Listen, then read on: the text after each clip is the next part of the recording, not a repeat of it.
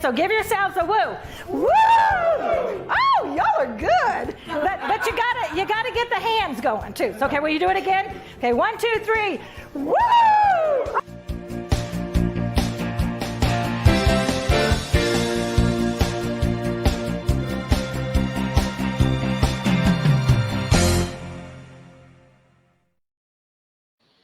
All right, good morning. How is everybody today?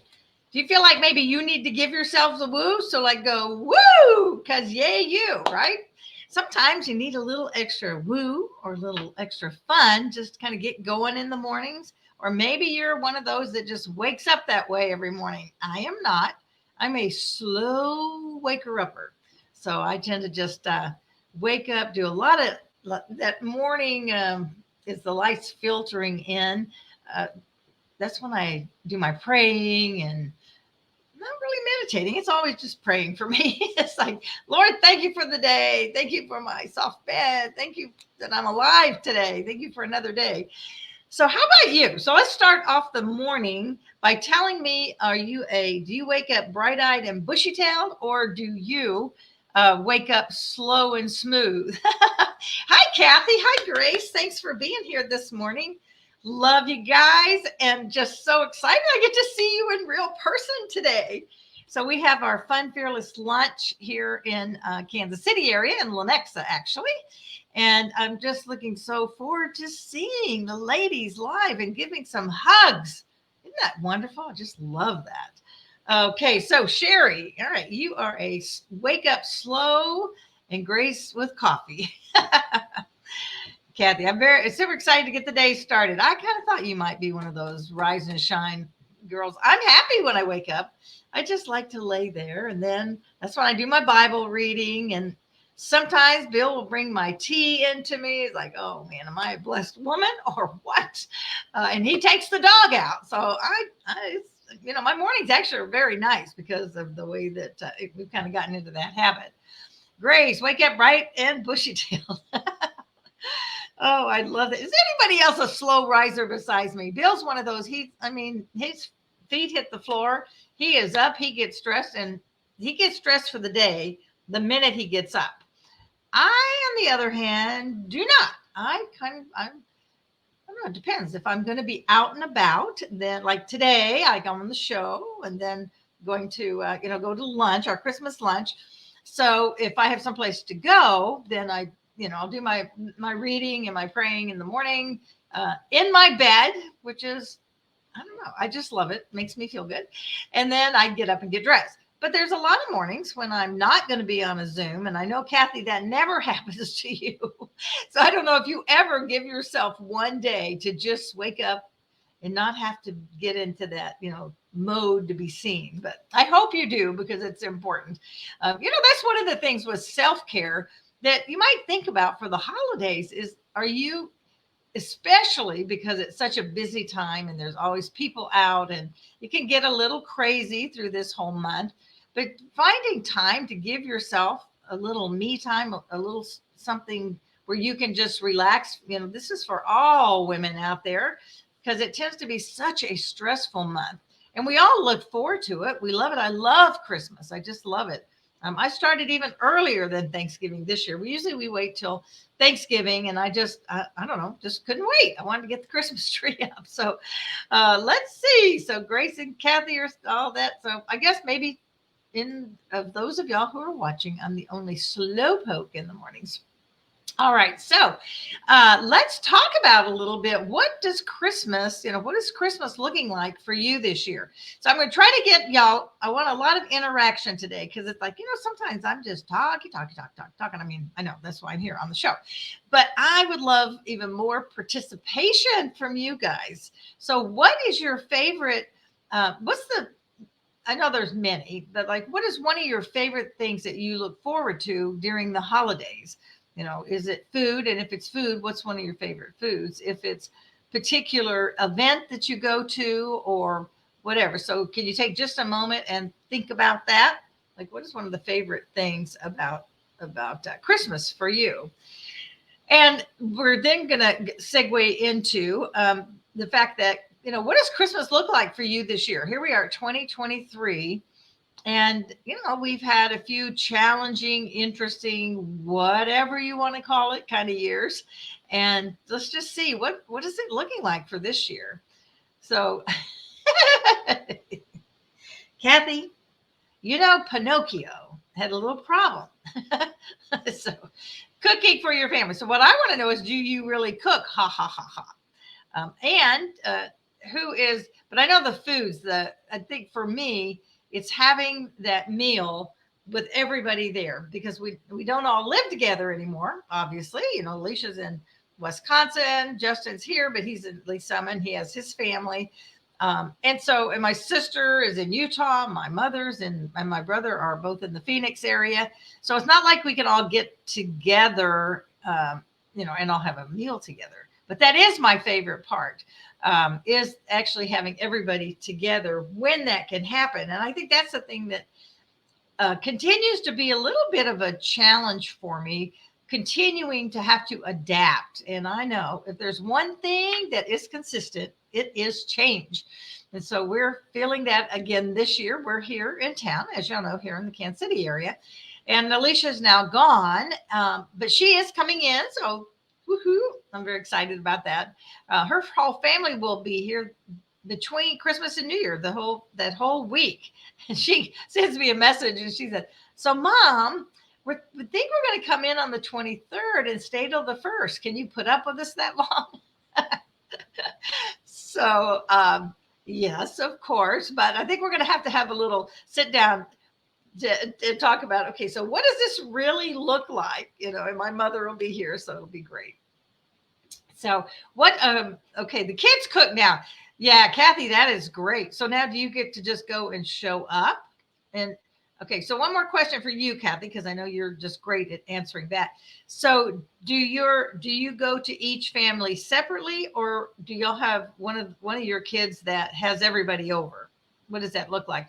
And what about for you, Grace? What's something that you look forward to as you look forward to the holidays? And Sherry, since y'all have all checked in and said who you are, so let's just have a little girl talk here. I wish you guys were on here. It would be so fun to just have, the screen with a variety of people, having y'all right on here, and we could have a little personal chat here, let everybody listen in.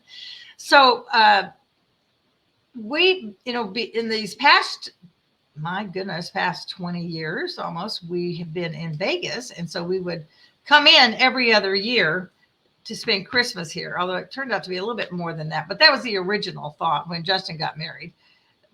Okay, so nope means not all together, so you go individually, is what I would guess you're saying there. Each family and extended separately, more time each family. Yeah, and that is true. When you have everybody, then you don't really get a lot of one-on-one talking time, but it's that feeling of everybody there. Grace, I've not lived near my family for 40 years. For quite a few years, I went home for Christmas, and now I'm so blessed for FaceTime. So we have long distance family holiday. Great idea. Maybe I should do that. I think I will. I'm going to take your idea and then reach out to my brother and sister. Maybe we can have a little Zoom Christmas sharing time. That'd be great. And Mother would be here, so I can put her on. Great idea. Thanks, Grace, for that. And I think that is the thing that we continue, right? As I said, we continue to adapt what that means. But what are some traditions that you have that you want to keep? The one that again, I think I figured it out, but I haven't talked to the kids about it yet. But one of the most special traditions for me is that I love going to Christmas Eve service. And now there's a variety of times. Used to be there was maybe, I think when I was growing up in the church that we happened to be in for many years, there was just one Christmas Eve service. Now, this year it's on Sunday, so it actually is kind of cool because many of us are used to going to church on Sunday, so it's just that. I'm wondering if it takes a little bit away from the specialness of it being a Christmas Eve service. But in any case, I just love that. And in the former days, early days, we all dressed up. Now, that just doesn't happen anymore. I still do because I like to dress. But now just getting people together to go to a Christmas Eve service and getting to the family. So a couple of years when we would come into town, we went with Justin, that they had a church that they were visiting, going to, I mean, and we would go with them. And they often have, churches oftentimes now have uh, services during the day. The one that we're going to now, we've just started visiting it. This year on Sunday, they have 11 o'clock. Let me see. I think it's 11 o'clock, 2 o'clock, maybe 9 o'clock, 11 o'clock, 2 o'clock, and 4 o'clock on Sunday, Christmas Eve. And it always was helpful with the little ones to have an earlier one. But I know Bill grew up Catholic, and they always went to midnight mass. So I've gone to a few of those in our early years, and those were always really special. So what are some other things that you find that you really like to continue to celebrate? So as y'all think about that and put it out there, that would be awesome. And so this year, Alicia's coming in. So she's going to be here and pretty much available. So Alicia spends Christmas, let me see if I get this right, Christmas Eve with Kyle's family, and she's been available on Christmas Day. Justin is just the opposite. So we would, these last years, spent Christmas Eve with Justin, and then he goes to his in-laws on Sunday. And I think it's middle of the afternoon or something. So I was trying to figure out how can I get all of our family together. So my inspiration is this, and like I said, I haven't talked to them about it yet. I'm thinking, let's go to the earlier Christmas Eve, like go at 11 o'clock, not in the afternoon, 11 o'clock Christmas Eve service, and then come back here to the house and have like brunch. So it's not going to be the same as having, prime rib and all the stuff we usually do for Christmas from a food standpoint. I mean, we can still do that with Alicia on Sunday, but to have everybody here and make it a brunch and make it just so we have time to gather together as a family unit. So I think that's what we're going to try this year. So that's my way of trying to adapt. And I'm sure you guys have some of that adapting that goes on too, because as our kids get older and get married, and then we have grandkids, which is the most wonderful thing, and wanting to stay a part of their lives for one. And then wanting to take hold of those things that, are important. And of course, always having the Christmas story and telling about Jesus. I find it gets more challenging to, make sure that we keep the reason for the season in mind. Probably for you guys, not from yourself personally. It's not for me personally, but for the family and others that we're around, really trying to hold on to that. I find it so important to not just let it be happy holiday. It's just one of the little things for me that makes a difference. All right. So let's see here. Anybody have any other comments here? All right. So I wanted to look up and just see what are some of the traditions and kind of where they came from. The Christian ones mostly we know. Of course, the nativity with Jesus and celebrating that, and Mary in the manger. We see that a lot, and of course in decorations. The star of Bethlehem announcing Jesus' birth, and that the wise men followed to find Jesus at that time. I think too the lights, and I thought this was a really great little story that I found. I'm going to slide through. I'm looking down because I looked up some information, and I thought this was really interesting. Okay. The tradition goes back here. I'll lift this up so I'm not looking so far down. Let's see if I can do two things at once. All right. This tradition, Christmas tree lights, goes back to the 16th century, where theologian Martin Luther is said to be the first person to put lights on a Christmas tree. Legend has it that he was walking through a forest one night and was so moved by the beautiful stars shining through the trees that when he got home, he recreated what he saw for his family by putting a tree in the living room and placing lighted candles on its branches. Isn't that cool? I've never heard that before. So I'm always learning new stuff. Do y'all find that? I love that. So I can just imagine that walking through there, and if it's clear sky and you see the lights, like, oh, so beautiful. And of course, we do the lights as Christians also because Jesus is the light of the world. And so whether it's the candles on the Advent wreath, or the lights in the sky, the stars, or lights on your tree, is always how Jesus dispels the darkness. When he was born, he brought light back into the world. So I thought that was cool about the Christmas lights. The one of the other ones. Now this is a not Christian one, but I found this really interesting. My mother used to put tinsel on the tree, icicles. So she would put the icicles on. And my mother is a great decorator. She has a great sense of how things should be placed, and everything has to be perfect. So there is a perfect scenario in our family, Kathy. And my mother would be one of the ones that would move something because it was out of balance. And I know that you like things very perfect also, which I think is a great trait. And so my mother has that. And she would take each individual icicle and put it on the tree. Whereas I would just kind of, here's one here and here's here. I never really liked icicles that much. But this is an interesting little thing it talks about. It says here, although tinsel has gone a bit out of style in Christmas decorations, previous versions contained poisonous lead, and even the modern type is seriously hazardous for your pets. Now, I didn't look that up to see that. It used to be all the rage. Legend has it that a European folktale credits the webs of Christmas spiders for the tradition of shimmery threads on the Christmas tree. Tinsel started out made of real silver and as a symbol of wealth and a lovely way to reflect candles in the old-time German Christmas trees. But silver is expensive and tarnishes, and as the tradition came to America, different metals began to be used. Today, it says, if you're going to use tinsel, make sure it's made from earth-friendly, biodegradable, sustainable material, such as raffia, which I don't really know what that is. So, oh, Kathy, perfect. I love it. Perfect ornament placement disorder. Yes, I've heard little stories from you that is true. So then there's some other things that I think of course, one of the latest one over the last, I'm not sure, I guess it would tell me here, is Chris, the Elf on a Shelf. Now, we never got into that. That came after my kids were born. That wasn't popular in that time. I'm not sure. 2005. Let's see. When twin sisters and their mother self-published Elf on a Shelf about a family tradition they had growing up.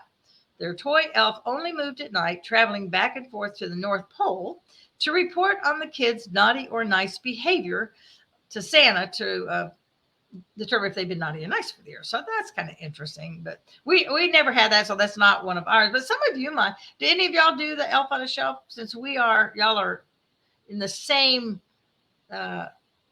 age bracket. Okay, I'm probably older than y'all, but we're in the same age bracket. So chances are the Elf on a Shelf is more in your grandchildren's time.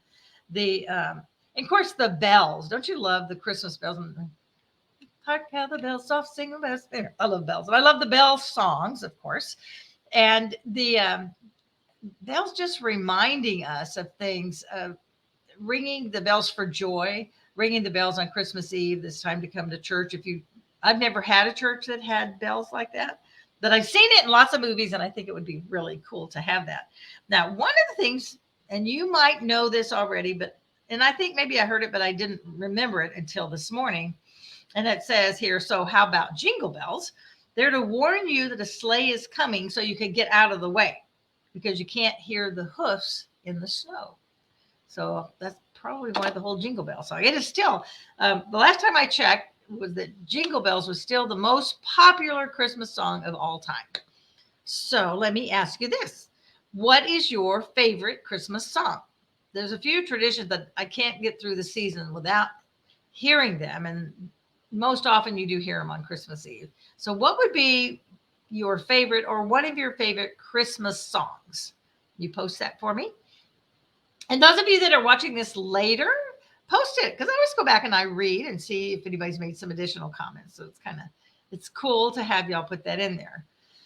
So I have two favorites. I love the angel songs, as I said, Hark the Herald and Angels We've Heard on High, and Joy to the World. That's one of mine. So I'm going to give several, but y'all put what yours is.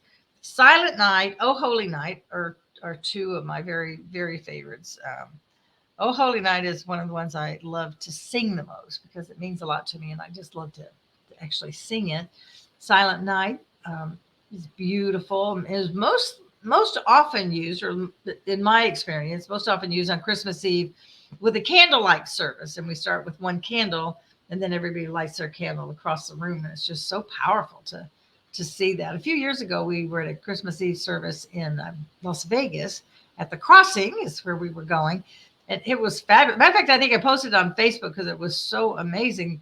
There probably were a couple of thousand people. It's a big church, and it started with the one candle like they all do, and then this light just went all across the auditorium. It was just beautiful, and it just that symbol of peace, that how God's peace permeates and how the light breaks up the darkness. So what about you? Anybody have a favorite Christmas carol, favorite Christmas song that you like? Children, like I said, most often pick Jingle Bells, but you can too if that's what you like. All right, and then let's talk about what about Christmas movies? I'm kind of pretty traditional to like this couple of the older favorites. I really don't have a new one that I really love that I go back and watch. And I think somebody suggested last year a couple that I had not heard of, and I don't think I ever went back and watched them. So I might have to you guys give me a suggestion and I can go check it out. Because since Alicia's going to be here all week and Mr. Henry, my little sweet Henry, will be here with us, we probably should just get on and watch some Christmas movies and do that together. Start a little tradition of that with us.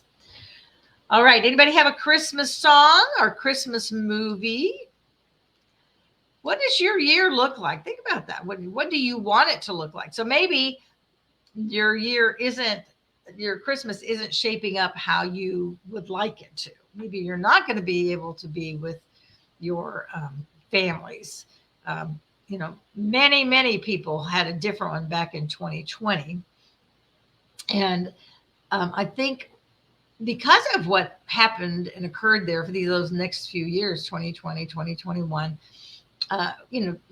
most places were not having Christmas services, so you couldn't go to Christmas Eve service, and not even, we weren't supposed to get together with family and all of that. So I think it's made us really appreciate what we have now. That's behind us. We can go to church, we can get together, we can go out to lunch, and it's wonderful. It's just wonderful. And I think it's really made us appreciate, what we really took for granted, because before 2020, I never experienced not being able to do something because of the world not letting us do it. So we might not go because we don't want to, or whatever that may be, but we now can. And so I suggest you enjoy it. Go out, make those opportunities. And if you don't have anything planned with friends, call somebody and go to a movie. Call somebody, meet them for coffee. Plan a lunch for a couple of your girlfriends and get together with them so that you really can enjoy the friendships together. So, all right, my friends, I don't see any Christmas songs or Christmas movies, but I know y'all have it. If you think about them along the way, just let me know. One of my favorites is White Christmas. Alicia and I would always watch White Christmas together. In the beginning, Justin did, but after a while, he was like over it. Because Alicia and I like the music and the costumes. I mean, really, is there any cooler look than that whole White Christmas when they're all stretched across the stage and they have on those beautiful red dresses with the white fur? I mean, I'm just all about it. It's like so fun.